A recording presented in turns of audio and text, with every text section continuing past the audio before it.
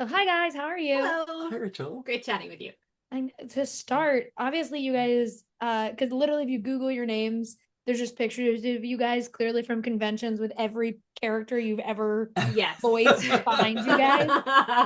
And Yes. so, when you do, I wanted to ask, like, to start, when you guys go to either conventions or you meet people, what for you guys is the most exciting kind of thing that people come up to you and they're like, oh, I loved this thing? Like, it might not be the most popular, but it's the one that means the most that people come up to you and say.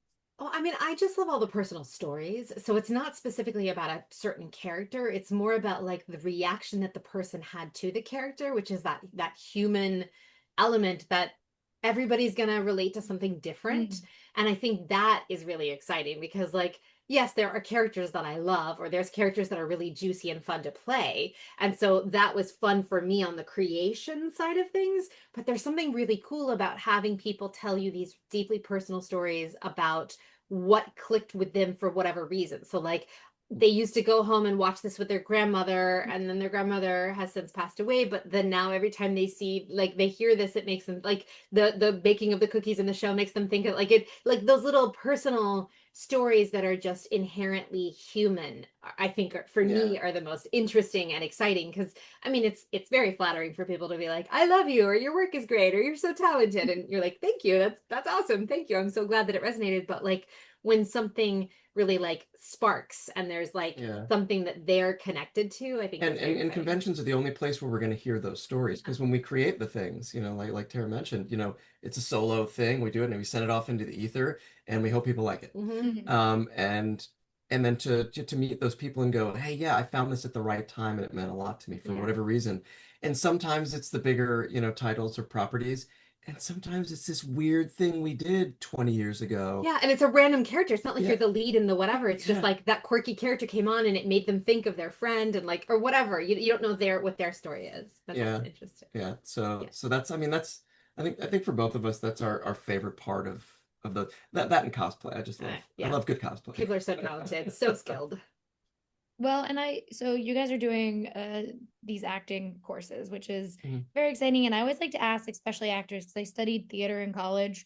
And obviously when of a stage performer or someone who is in like movies and TV shows that are in live action, whenever they pivot to voice acting, I'm like you're learning a different muscle Hmm. essentially. Hmm. And so Hmm. for you guys, what is the key, like one key when you're teaching a voice acting class that is different from, something like learning acting for the stage or learning acting for film and television? Well, at the root of it, it is all acting. Mhm. And in fact, that's a big piece of this course because we've written books before, Yeah. voiceover, voice actor, the what's behind what it's like behind the mic and the extended edition. But translating it into a class, it's a different way of expressing the information. But at the root of it, you're an actor, you're a Mhm. voice actor. So you only get to be heard, you don't get to be seen. So you need to make sure that all of the acting choices, which is the fun of the acting of bringing the script to life and identifying a character's needs and wants and their point of view and their perspective, all of that juicy acting stuff, you are limited to getting to express all of those choices with just vocal decisions. Mhm. And so it's still acting. It's just that when you step onto a soundstage now, if you're doing, let's say you get cast in a video game, and so you're bringing the character to life behind the microphone when you're recording all of the major gameplay stuff, and then you do the cinematics, you step onto that soundstage, and you're acting out that like scene that's Like going you to would be in a happen play or a like you would be movie. in a Yeah. play. So you're using all of it, but you have to be aware of the choices you've made vocally to make sure that you're expressing the story in the honest, true, humanistic way that you want that character to be presented. Mhm. But you're really, it's still just acting. Like it's acting Yeah. 101 basic things. It's just you can't be as big as you would if you were on, a giant stage in front of 3,000 people, and you don't want to be as tiny and still and quiet as you might be on a big, Yeah. silver Like screen. Like yeah. it's just like levels of And I think choices. I think we come into voice acting with some misconceptions sometimes. If you don't know about voice acting and just acting in general, sometimes people will have said, "Oh, you've got a really cool voice. You'd probably be a great voice actor," or "You're really good at impressions. You'd probably be a great voice actor." And so we want to, if so many people are coming at this from that angle, we want to let them know, hey, that's a great thing to have. You got an interesting voice, cool. You're really good at impressions, put that in your back pocket. That's going to be valuable in, in a bunch of situations.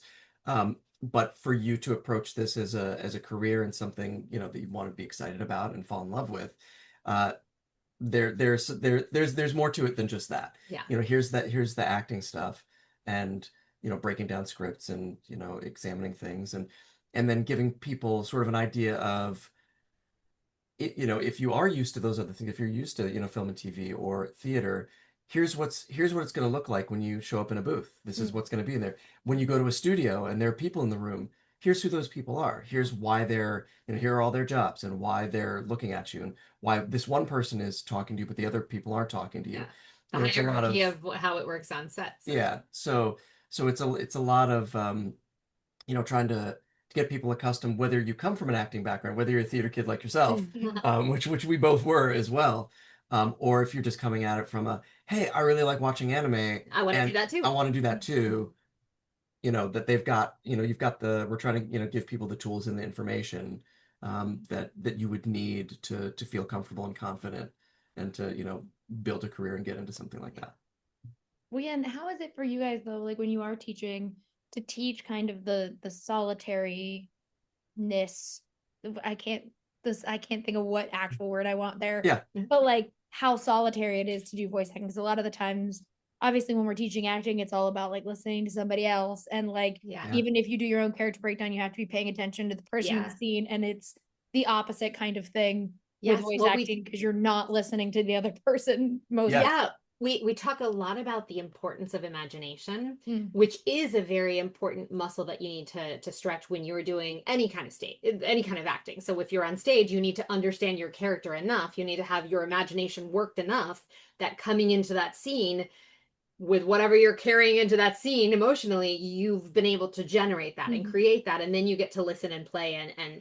But when you're recording, especially if you're the first person to record in a scene, which happens a lot because there's always the first person, you don't know who's going to have pre-recorded or if they're going to play the other lines for you.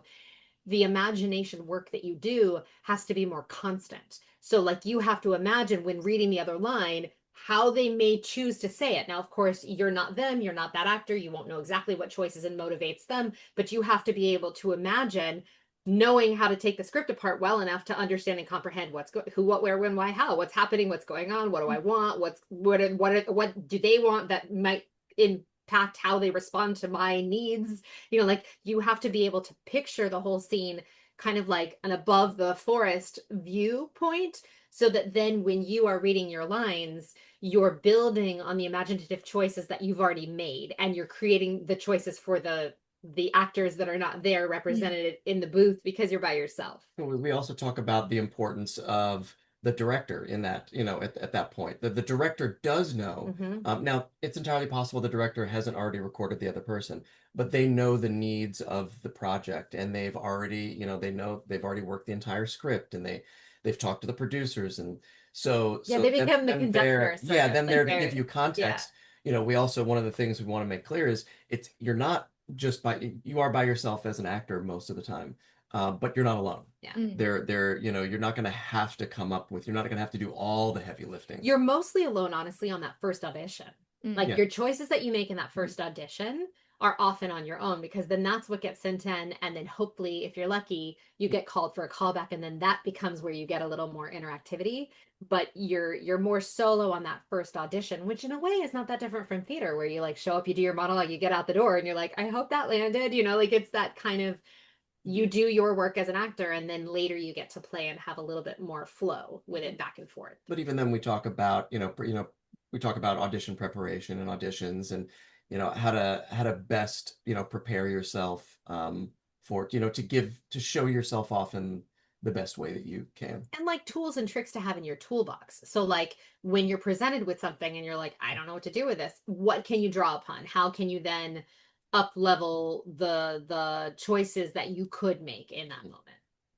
And now that made me want to ask you guys, as actors, you don't have to name names, I don't want to know the project, but have you ever then watched the final product of something that you've been in and been like, okay, well, our emotions were not matching to the level that they could have had somebody said like tone it down or like you need to do more. Yeah, I mean, I do think, but I think that that's also like personal growth. Mm. Like you're not who you were when you were 20. So you may watch something you've done before and you've had growth in between the doing and the now and the watching. And so then you can't help but dissect it and go, "Oh, I wish I had known Mm. that that's the overarching and I didn't have that information. I would have played that if I had known that." Or I wish I hadn't made that choice or, you know, Yeah. like No, I'll always beat myself up when I'm going back and watching stuff. But if I understand your question correctly, was it also that sometimes like you're at a certain level and the other actor was at a Yeah. different level and you're like, what happened? yeah, I mean, we can only control so what much. you You know, can we can control. only control what we're doing in the booth. And then, making a game or, making a show, creating animation is such a huge endeavor that involves a lot of different people. And I think, it comes down to communication between all those people. And sometimes there are communication breakdowns. Hmm. And so not everybody, and that's also a place for pickups too. Like if it's very different, then as they're watching it back, they'll be like, oh, okay, these two people Yeah. were in different scenes. But it's also the Let's go back and we'll, responsibility. maybe re-record one of those two to bring it But like back. you said, that's the team. Like Yeah. that's the producer and the director and like the team's job, just like we said earlier, like orchestration. You have to make sure that all the instruments are playing in tune and playing at the right speed with each other. Like that's like each instrument is responsible for their doing their task. They have to read the sheet music in time to whatever that is, Yeah. but they can't be responsible for all the other instruments. They have to do their instrument and then hope that the person who's conducting it is going to put it together in a way that makes sense. Yeah. Yeah. Well, for a last question, I have to ask you guys because Yeah. I grew up, I'm a 90s kid. I was born in 1991. So, like, I grew up with a very different, like, Marvel slate and DC slate Sure. Yeah. of animated shows. And it's very Right. fun because I have a 5-year-old niece and she's really into like Spider-Man and the DC animated universe. And to hear the different, I'm like, this is very different from when I grew up. Even with like the X-Men 97, I'm like, Yep. yes, this is still an animated series, but they're different voice actors. It's different. Yeah. For you guys when you are doing a class like this and you are basically in your own way kind of giving the new generation of voice actors to a new generation of like animation lovers, how is it for you guys to like kind of either see that one person who you're like that's going to be the new Spider-Man, that's going to be the Right. kid that like every other kid is like that was my Spider-Man, or like how is it for Yeah. you just to kind of see where not only animation is taking but maybe roles you've played get kind of passed on to the people who have come to you guys for advice? I mean, I think it's a beautiful, bittersweet kind of feeling, right? Because like we also have to deal with our own mortality and our own aging and our like there's a quality of like, oh, I'm not the young ingenue anymore. Like that's just I've aged out of that. Like, I get to live my life and I got to be my life got to be what it is. My roles I got to be Juliet, like whatever that is. But like you move through your life and part of moving through your life is stepping and evolving into the different roles, right? Like you become the old crone. Like it just sort of happens. That's kind of how, if we are fortunate enough to move through the entirety of the timeline that we would get, like we get to move through different phases. And I do think that there is like a bittersweet melancholy of like, oh, like you have to say a goodbye and there's um like a death, right? You have to grieve that like that's not you anymore, but you can also be so excited and so proud and so just like we are of our son. Like we have a 9-year-old. So like that's a new, I mean, he's not necessarily the next phase, but like he's the future, right? And so I think there's a melancholy and a beautiful bittersweet quality of like hope and love and excitement for the journey that is to come from the things that you see that you're like, oh, they are so lucky to be on the brink of like they're right at the edge of the cliff and they're putting on their wings and they're gonna get to fly now, and we've gotten to fly and now we want to rest, or whatever that, and we're not there yet quite. Right. So like And I just luckily mean in voice acting, yeah, you I can just you age a little slower in your voice than you do in the rest of your body. So, but like if you were looking at like the arching picture of that, Mhm. that's part of the process. Like if you're so fortunate to get to be in all phases of it, like you work through all of it, and then there's somebody else that's going to come take on the things that you did that you can't really do anymore. And I'm a big nerd from way back, and a lot of us who are in this business are as well. And so so we already know how it works in a way. because you know, when I was growing up and, you know, reading comics and watching cartoons and movies and so on, it wasn't just one person, you know, playing a character, playing those iconic characters for the life of it. It was a bunch of different people, and every time it changed, there was an excitement and a, oh, are they gonna, you know, have the heart of this, and is this gonna become? And maybe I won't like it in the beginning, and then, you know, all of a sudden they're like, People love it, that's my yeah. new favorite Batman, or, you know, Or whatever, Doctor Who. or It's Doctor Yeah. Who. They'll Yeah, have Doctor Who, the change is built in, so you have to be ready for it. But yeah, Part there's of it. some.